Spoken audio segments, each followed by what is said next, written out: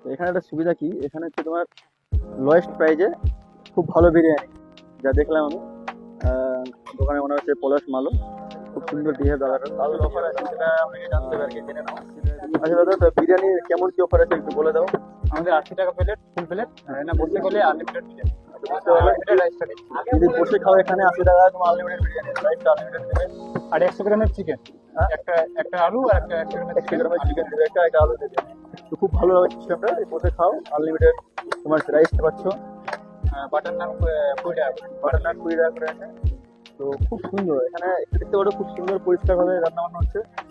তো সিস্টেমটা খুব ভালো, তোমার পুরো ক্লিন, নিট অ্যান্ড ক্লিন, খুব সুন্দর। আর খাওয়া দাওয়াটা খুব সুস্বাদু আছে এখানটা।